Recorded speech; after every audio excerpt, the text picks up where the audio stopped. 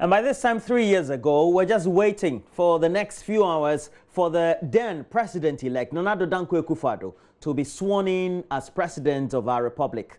And this is what we decided to do, to mark that third year and making entry into the fourth year of his administration. We decided to take a look at what some of those great achievements have been based on the promises that he gave the ordinary voter or the ordinary Ghanaian as a candidate of the NPP.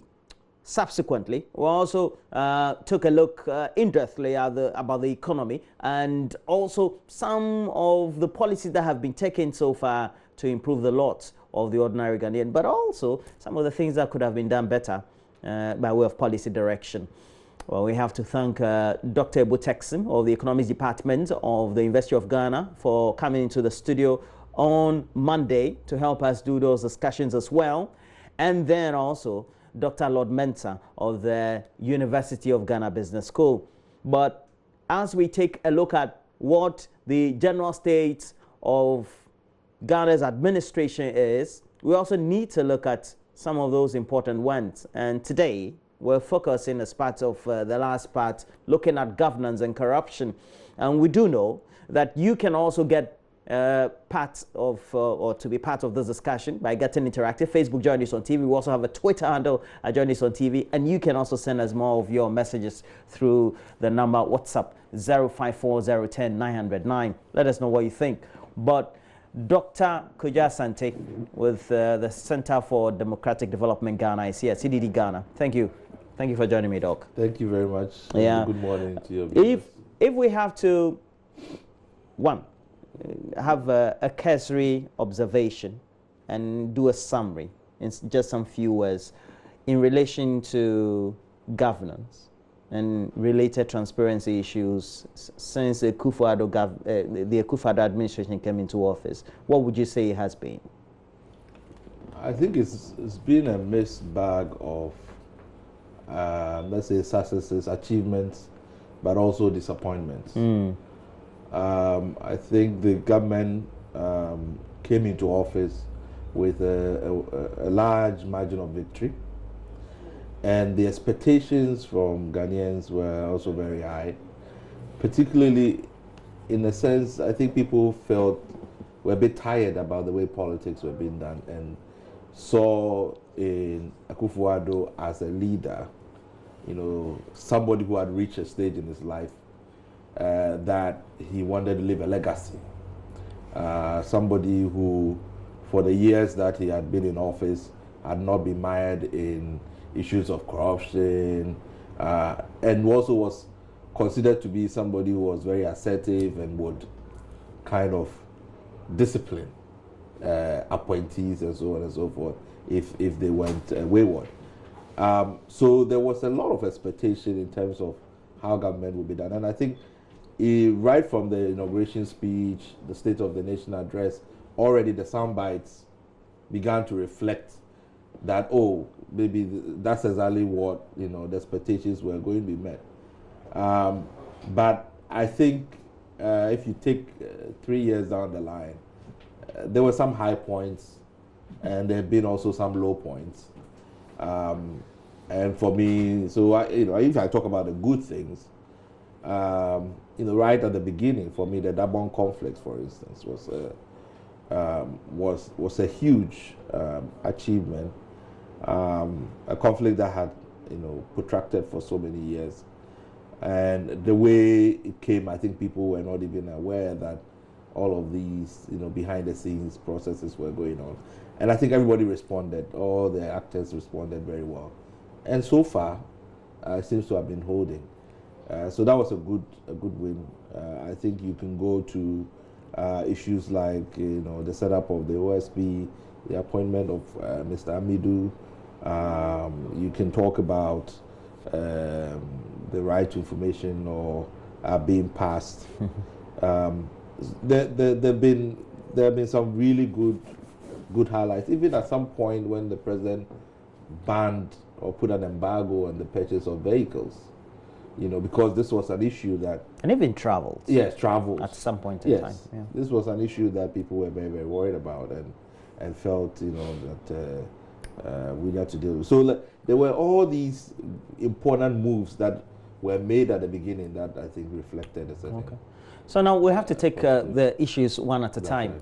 But on Facebook, we decided to also constitute a poll there. So make sure if you're watching us, you transition onto a platform, Facebook. We just posted it 38 minutes ago.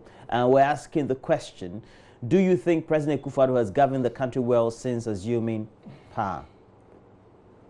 There's a yes and no question for you. So far, we have 2,800 votes from you as viewers.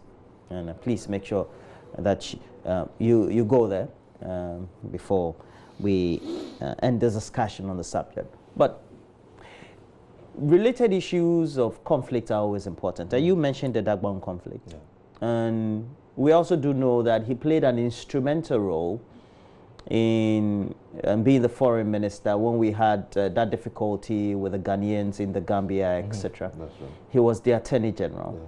So how would you say that his prowess, experience as not only a known lawyer, a human rights advocate, and also as minister and MP, having occupied those offices under President Akuffo, seemed to have given him that level of aura to be able to steer those sort of discussions on the background, ultimately to achieve what he did when we're talking about the Dagbon conflict?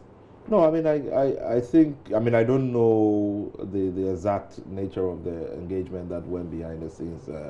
The traditional authorities were also very truthful and so on. But I think that was part of the expectation that was built around President Akuffo Addo, you know, that he had all this experience.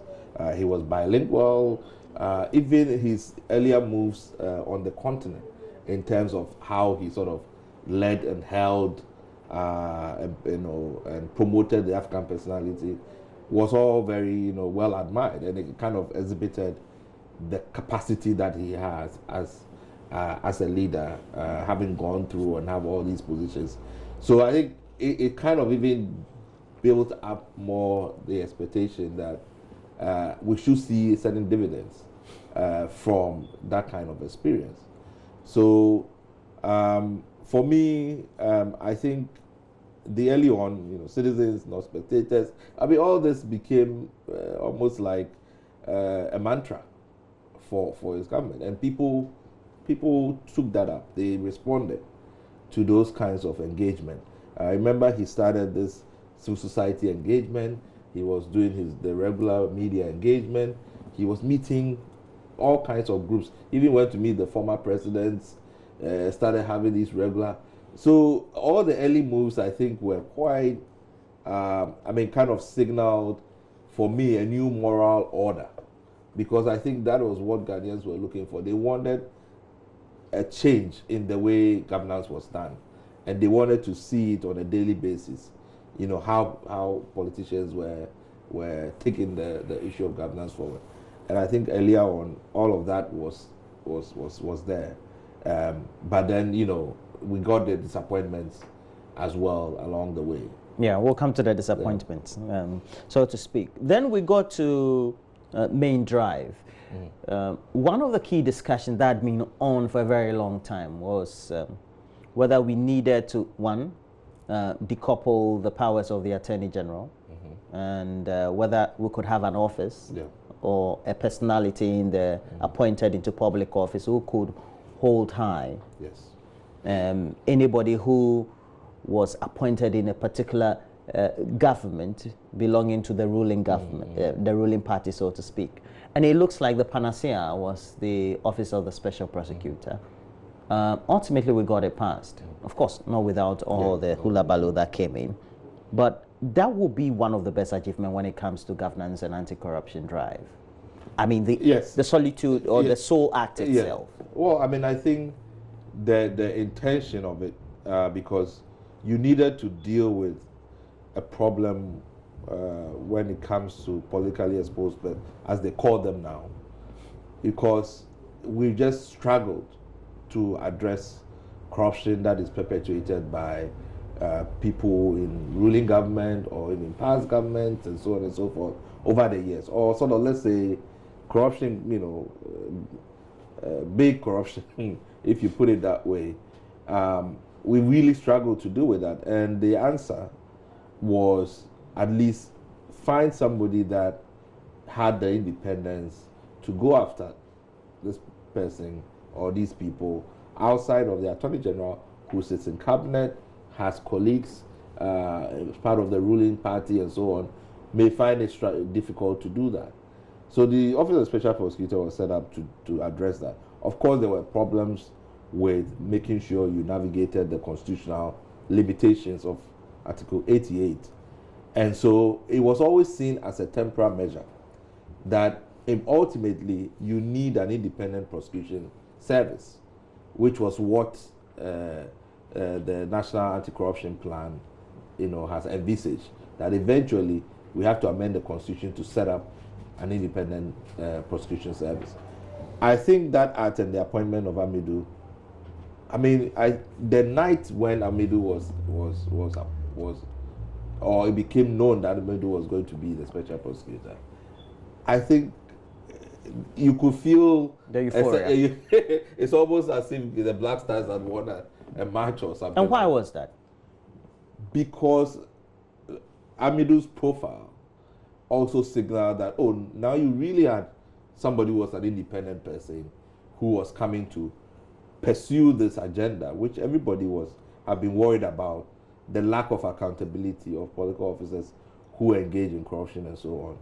So it just added to Akuffo Addo's reputation, or the expectation that he is going to really change, as I said, the moral order of governance. But we know what has happened also with the OSP since, and the delays and so on, and it's like we're still waiting for the office to deliver on its promise, for instance. So it's that's why I describe it as a mixed bag. So you take one and you see that there are these important moves, there's these important signals, and then when you assess it substantively, you begin to have disappointments about why it's, we are getting what we are getting. Dr. Asante, isn't it possible? And I was reading the other day from a Facebook post, of course, I'm sure that person was pro-government, definitely. But perhaps maybe the expectation of those in civil society, anti-graft campaigners, so-called anti-graft lawyers, etc., were over the board. Perhaps your expectations were too high of how effective and functional the Office of Special Prosecutor could have been or should be. No, we, at least the fortunate thing about those of us who work in this area is because we get to be intimately involved in the process. We know how to weigh our expectations. So often some of the discussions is not really about prosecuting 100 people or whatever it is. It's really to just see progress. So CDD was very involved in the actually crafting and the drafting of the legislation. So we know what was important.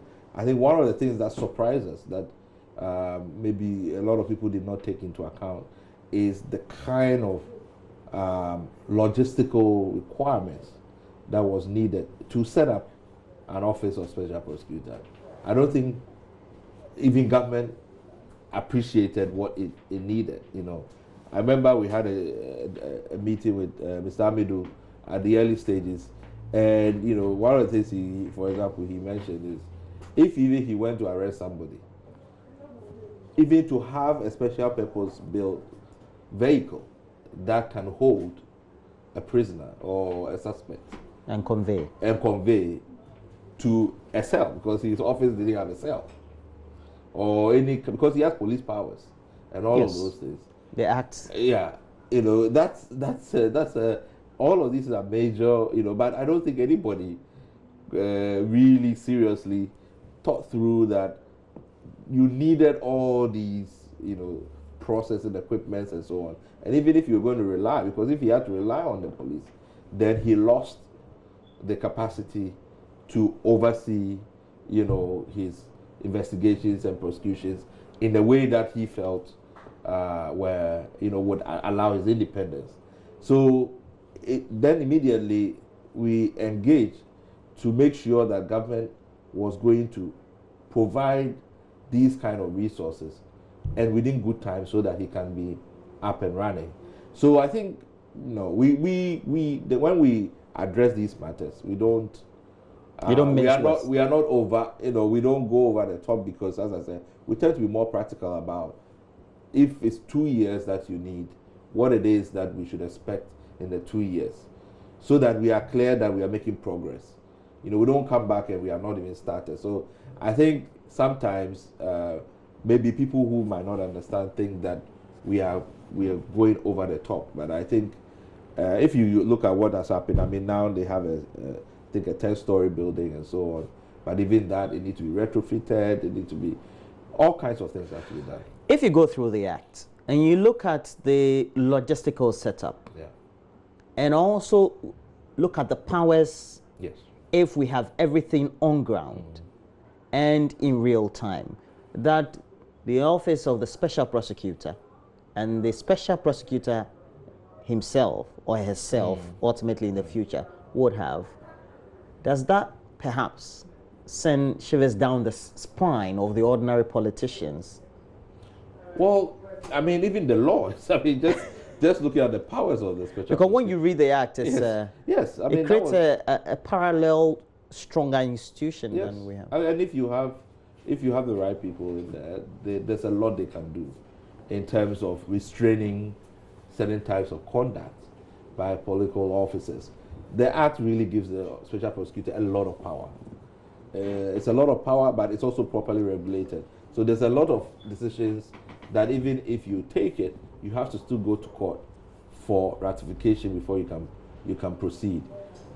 It is that kind of signal that you wanted to take advantage of. I recall that when he was appointed, when you went to the civil service, it was almost used as a form of communication. That you have to be very careful these days because Abidu is around. That in a colloquial sense or in a cultural sense, it might appear as just small talk. But the fact that people got into their heads that they need to now be very careful about the way they conduct themselves in public office indicated that the personality already, if it's just the idea that you have this office, already changes the way we do business in public service. But that is only going to be effective if the threat is carried out. If indeed one or two people are investigated, if they have committed a crime and prosecuted, and it's very clear, then all of a sudden what was a myth becomes a reality, and then people really check themselves. But if the longer nothing happens, then it's like, oh yeah, we've seen it all before. This has come, and another group will come, and he'll retire, and it'll be over.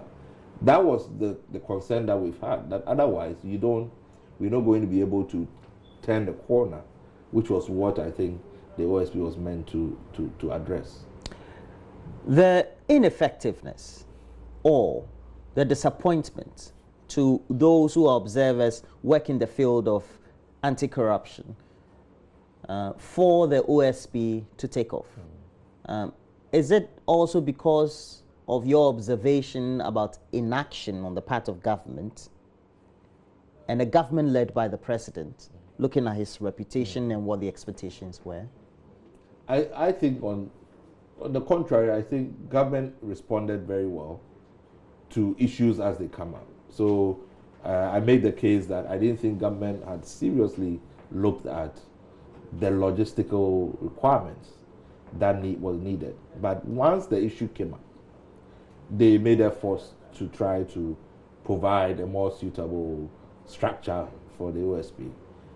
But so I think some of the delays is also because of the way the OSP sees intends to carry out his work.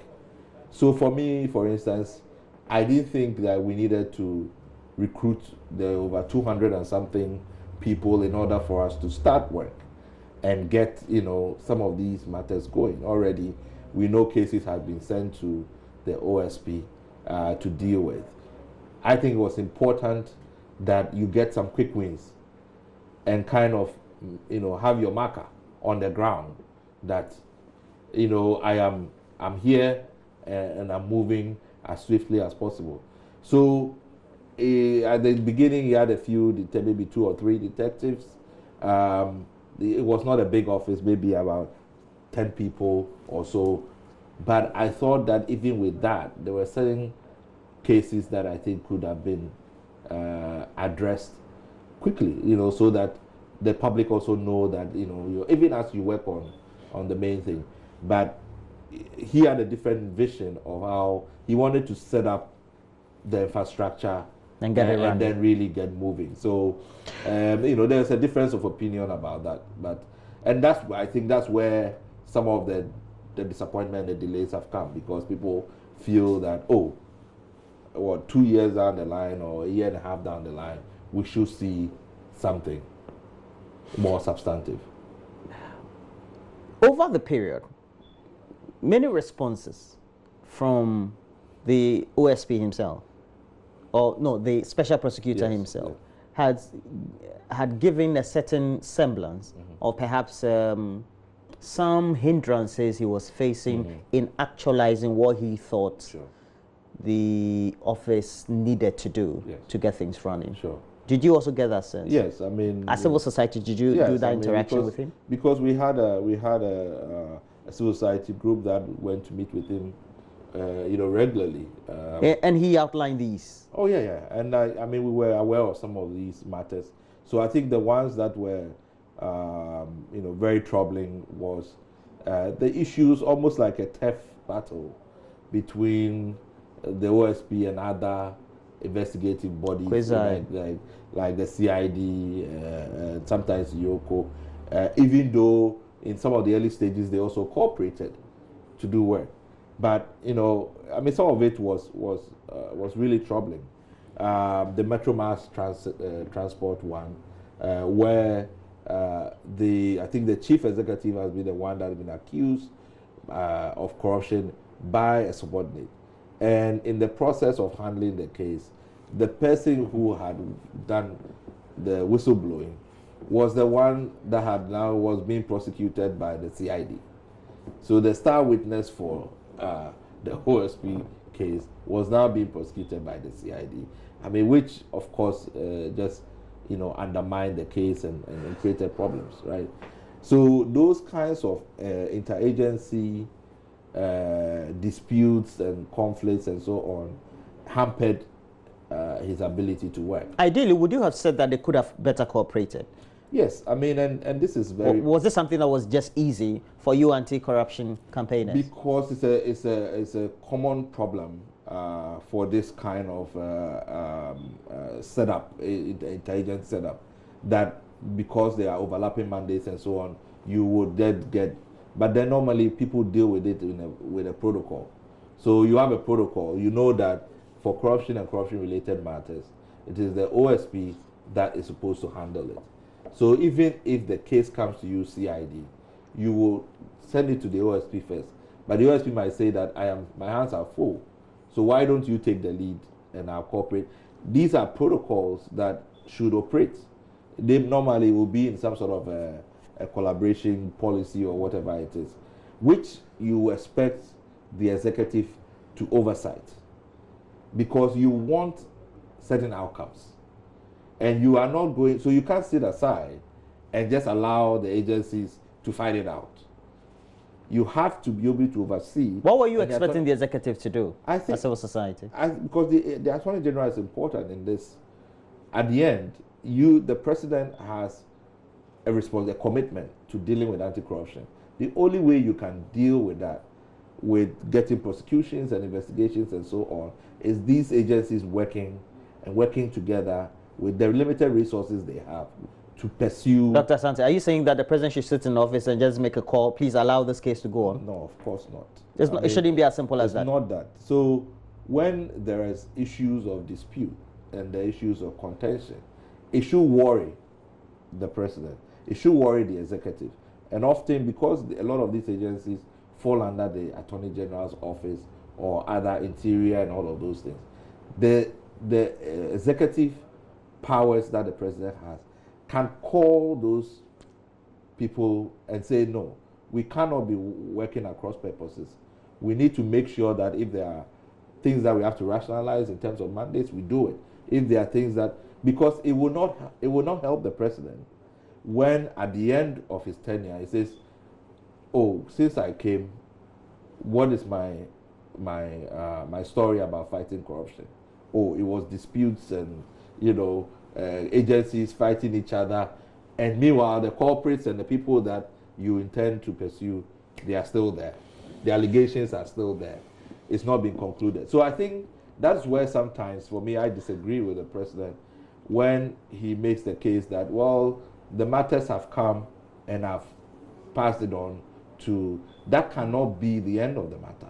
You think it shouldn't be? Oh, it shouldn't be. And it's not to interfere. No, that is not interference. It is to make sure that the executive structures are working in cohesion towards that objective.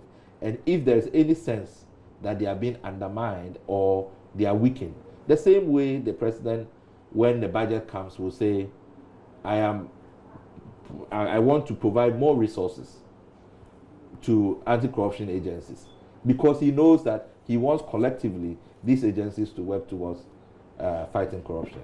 That's the same way, if you see a collaboration issue, he might begin to raise that matter. I personally decided to waste time on the office of the special prosecutor because it was supposed to be the umbrella. This was one of the umbrellas. Yes, so that if we have all these niggling issues and the scandals coming up, then that will be the. Now, early on in the administration, I think one of the earliest will be the boss scandal, so to speak, and it was about contaminated fuel. Subsequently, sold. And again, the means of the transactional processes were difficult for anybody to believe subsequently. How the contamination even occurred became problematic. There was a committee that was put together to do the investigation. But then there were communication hindrances and then contradictions in the process that created problems, difficulties for people to believe. Yeah. I mean, yeah. What do you make of that as well? I think for me, the boss was an early test of the president's, how do you say, commitment to fight against corruption, right? So, I think, you had all these contradictions. You had this conflict, national security, and the energy ministry at that time. Mr. Jacko was in charge. Eventually, we sort of got over those processes, had the committee do its work, and then a report was done. The CEO was dismissed, but there were many recommendations of the committee that is difficult to know whether or not we have prevented the next box, because this is one of the issues around anti-corruption that we struggle with, and it's one of the reasons why some of us thought about Corruption Watch as a mechanism. Is because all these issues come, we discuss it within a week, we leave it. You mean the campaign? Just to keep the reminders on. Exactly, and also, but to allow the 360 to happen, because something like BOST, after you've had a committee and there are recommendations, you have to make sure that all those recommendations are implemented, because you want to prevent the next BOST. Why was it so easy for that action to be taken by a CEO or somebody else who was in power? So you want to make sure that even if it's small administrative rules which were abused, that they are fixed, so that it's harder for the next guy or the next woman to do that. We don't tend to follow that process. So you just see a perennial problem with all of those issues, procurement, and we talk about procurement issues that they keep repeating themselves. Or you take the Auditor General's report and you see we keep repeating these things. I remember when the Auditor General published his 2016 ministries and agencies liabilities, which was basically a report on who government owed and whether what they owe was legitimate. And he disallowed 5.4 billion Ghana cedis. After he started the surcharging process, we wrote to the Ministry of Finance asking the ministry to tell us what actions they are going to take in respect of some of these findings where people had gone to actually ask for double payment. They have been paid already, but after the transition, they realized that, oh, it's a new government that is coming. They might not know that, and there's no evidence that we've been paid, and therefore they put the claim. Which happens often, all the time when you have these transitions. What are they going to do about this matter?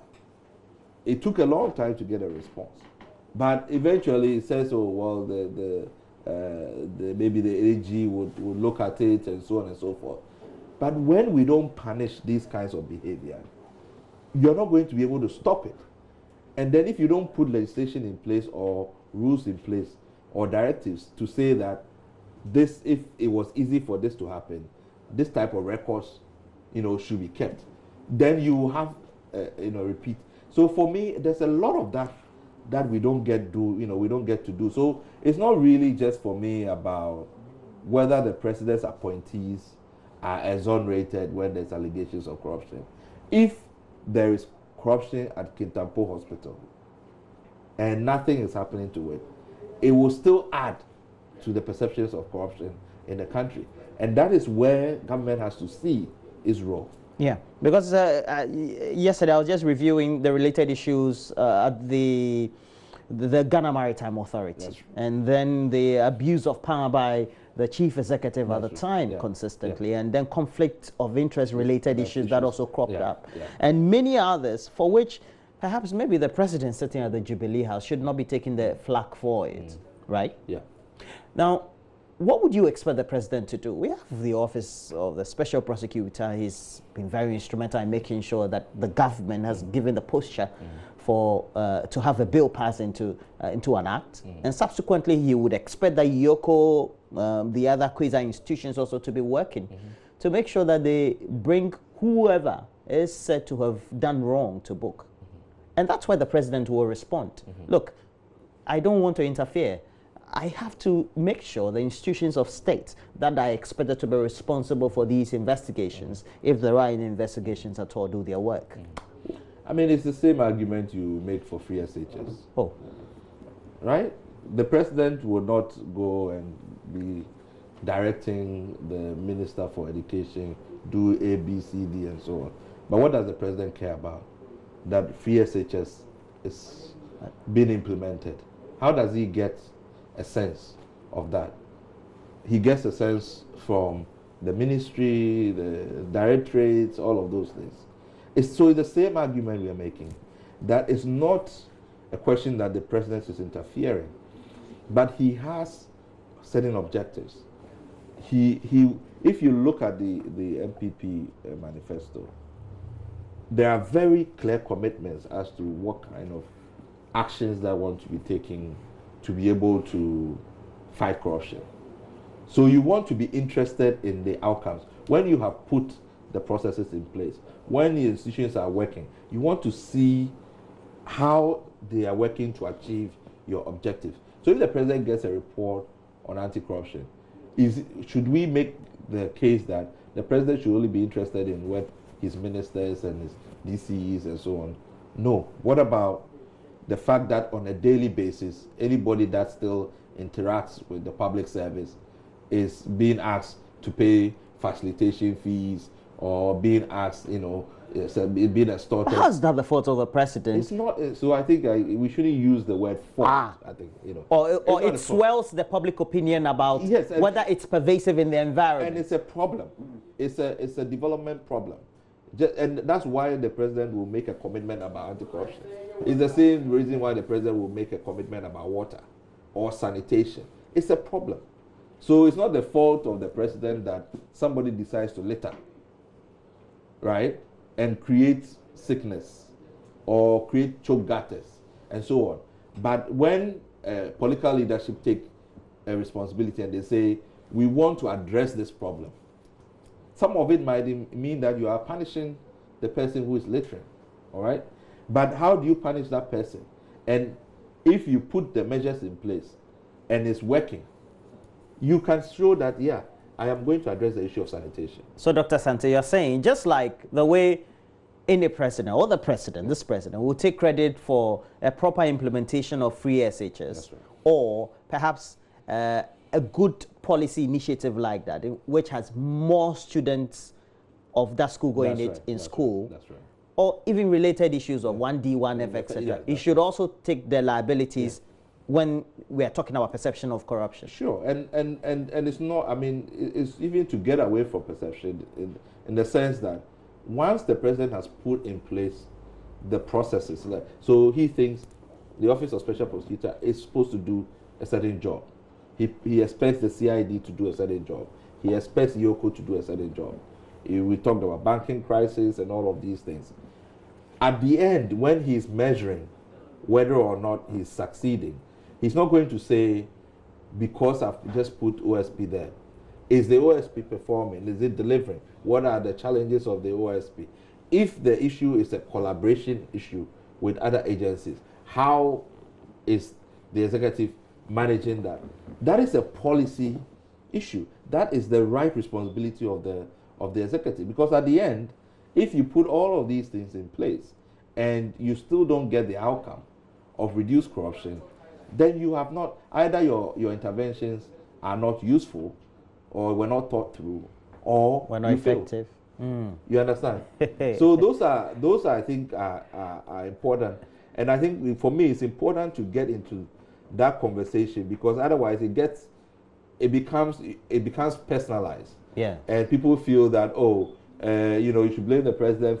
That is not. You have to. That's not the conversation. That is not a conversation. You have to still go back to what is the role, what is the proper role of the executive in addressing issues of corruption. Okay, so we've opened the phone lines. Please make sure you join us 0302211691 or 2. Let us hear from you. Already we have from the Volta Regional Capital, Malco. Good morning to you, Malco.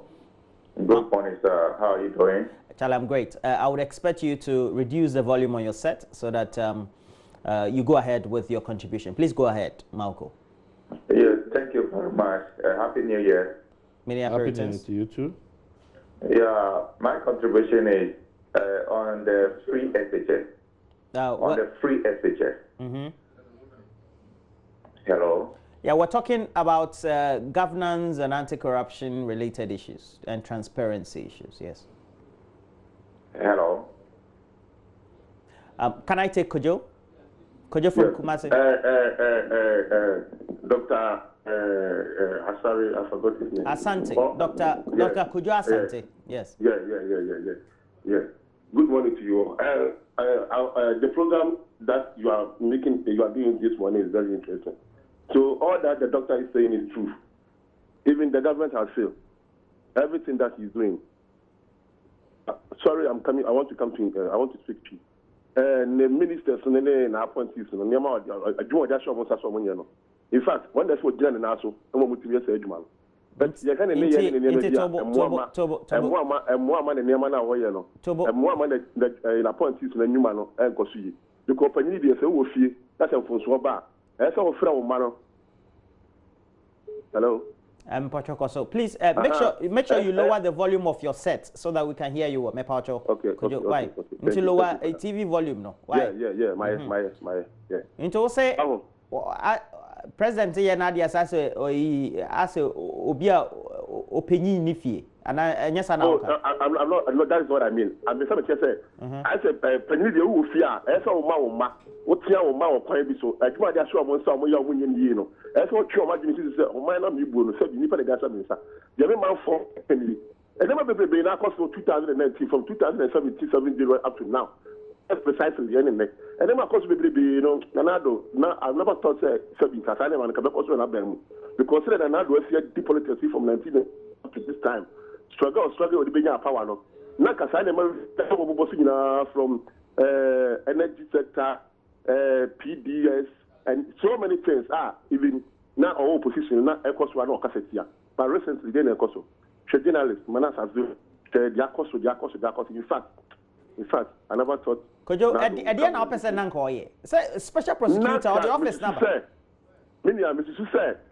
say emre bi say Manas Azu ko fa the document bi ba fa garam see ho nia and never course one not a fini kasa anko because any man I do na mahama ho na study banka wa se no criticize no it means I didn't make that turn now so sa no na ni 2 million na kodu na nya na de criticize no then the wa wo kwa no is in your court now what you criticize right as a government. Kojo, you've made your point. Thank you, Kojo from Kumasi. We have Atesiakwa, Rashid, please lower the volume on your TV set, please. Okay. And please communicate. What do you want to tell us this morning? Yeah, I want to make my point, my comment concerning what the manager with Roland Walker on the station right now. You said I made a comment. Yeah, I want to make my comment. Okay, please go ahead. To me, concerning what the government is doing, he's doing a great job, but the people around him are not working exactly what the government wanted to achieve. And one mistake about me, appointing the special prosecutor, why since 3 years now, and even 4 years now, we didn't see any work done by that special prosecutor.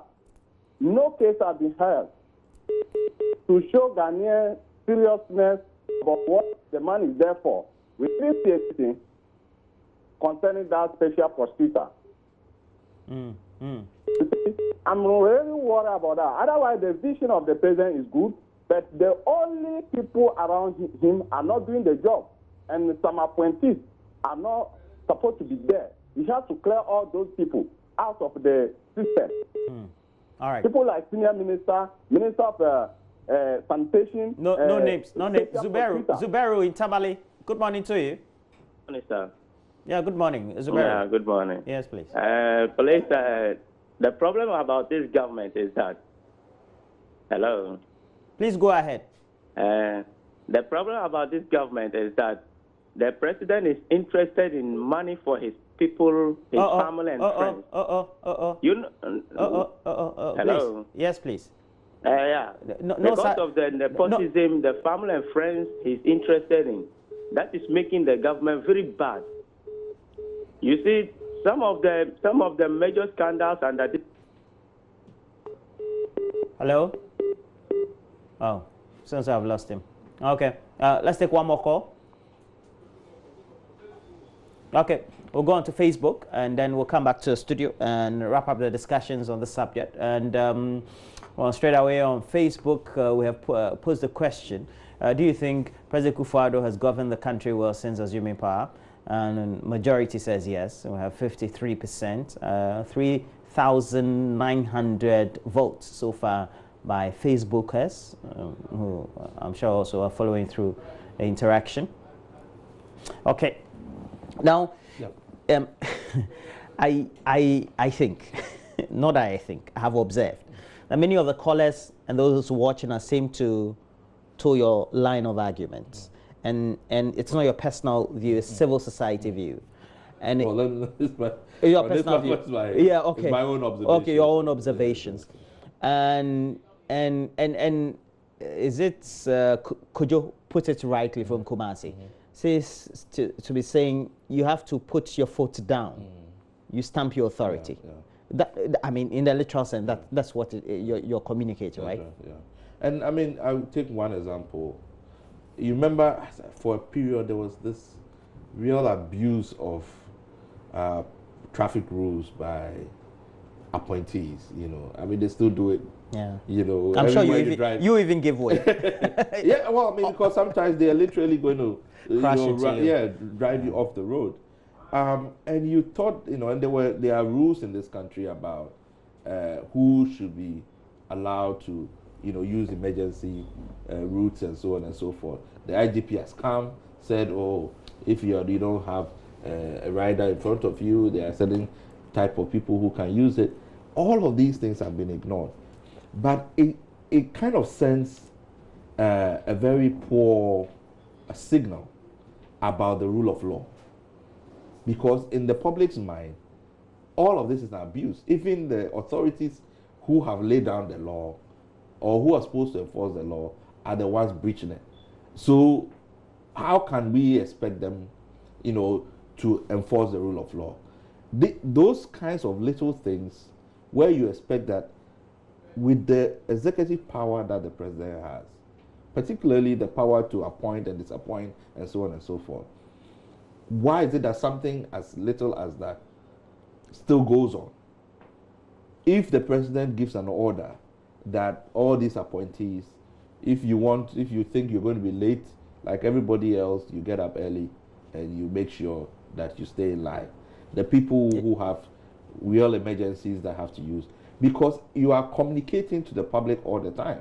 You're saying you want them to be citizens, you want them to build their communities, but you have to always show on a daily basis that that is what you are committed to. And when you ignore, you can say, well, that's for the IGP to handle because I've appointed an IGP. And if the IGP does not handle it, what does that mean? So these are, I think we have gotten into this stage that really, for me, I feel that it is important that the president signal. He has to go back to the beginning when he signaled these intentions to show it that he's not going to allow for slackness or, no laxity. In pursuing his objectives. If he's not getting what he needs in terms of the outcomes that he will need, if we go into the election, there will be an account. So you are interested in what kind of story. So you can go and say, me, president, I'm not corrupt. There's no evidence that I've been involved. But if people still have information of allegations, let's say that these have not been fully investigated and so on, but it remains allegations and they are there, they've not been dealt with, they've not been addressed and so on and so forth, people will still have a certain mindset that, oh, but you are not corrupt, but all these people around you are corrupt and you have not done anything about it. So it's very important that he takes an interest beyond the appointees and all of those things. As I said, if today a pregnant woman goes to Kintampo government hospital and still has to pay 5 cedis, 10 cedis before she will be seen, in that mind of that person, corruption in Ghana has not reduced since Akuffo Addo came. And that is what we have to tackle. So, last year we actually made proposals. And so we don't have to personalize it. No, it's not personal. I think we have to tackle, and the government has very clear responsibilities in doing that. Read a couple of your messages as well. What do you expect when public and civil servants who loot and misconduct themselves are only transferred as punishment? The president must wake up. Go to DVL Akuffo Addo, where some of the workers themselves are fronting as Goro boys. That's what you're talking about. And that's from Ofori Boating Daniel Ofori Boating. That's how we in Saito school. That's how we. Okay, this one from Kweku Sem from Hokwe. I will rate Akuffo Addo's performance as 30%. His administration is only forced. Is only forcing on retaining power. Okay, forcing to retain power instead of ruling Ghana in all sincerity. And your last word on this before I wrap up with a post. We also have a Facebook. No, so I what should be our expectations before the close of the year? We have the elections just in December. I think I mentioned that we need to go back to that moral order. The expectation, people wanted to see politics done in a certain way, and it has to be shown on a daily basis. For me, sometimes because 4 years is short. Are you saying all the politicians are the same? Oh, of course not. I know very, both in the bureaucracy and in politics, there are very people who are committed to this state and people of integrity and so on. But a government comes to solve a problem. And the only way you can judge whether that problem is that at the popular level, people can see in their daily life. So even though it might be a Charles Bisui that you're talking about or the PPA boss, which is a big story, in their daily lives, if that kind of behavior doesn't change. They haven't seen anything. And that is where I think that sometimes we get it wrong, that we lose focus on all of the big things and forget that. And the small things are easier to deal with. You just imagine, that's what we propose, that within a 6-month period, you have all kinds of BNI or undercover stints in a couple of places. You go and investigate and prosecute people. All of a sudden, people don't know when the next thing is going to happen. In the communities. Yes, and it beginning to have a reflection down there. Got your point. Dr. Akuffo Asante is with the CDD, and thank you for joining us. I've enjoyed the conversation. Putting me right on some of my hard stance about, and he says, look, this is not personal. But we also have, we put another question on Facebook. We'll show you that, and then we'll get on to the next segment. So apart from, well, whether you love how the administration is going, majority said, yeah, 53%, that was good. But this one says, do you think President Akuffo Addo is winning the fight against corruption? With 4,200 people voting, or Facebookers voting, you have 37% saying, look, he's not doing too well. 63% saying he's not doing too well. And then only 37% saying, yeah, we'll give him some thumbs up for that. And we just posted this in an hour and we got this. Well, shows volumes. Yeah. Okay, so also on the show today, we're going to review events that took place over the period. I'm talking about the Christmas and the New Year period. We had events like Afrochella, Afro Nation, as well as my own one that I loved, Dirty Rave, because I was using the motorway after midnight and I saw it up there. So it was, I didn't know that you could hold a concert anywhere. In a park that you find yourself. Dirty Rave, that's the action. Yeah, it was great. It means that we can set up a concert somewhere just at Indafa Park or somewhere. Okay, so we'll return with Mama V also Abuaje hosting some entertainment pundits on the show on all these developments and how they pound out and how we can better improve for 2020. You know, after the elections, we need to jam. Make sure you stay with us.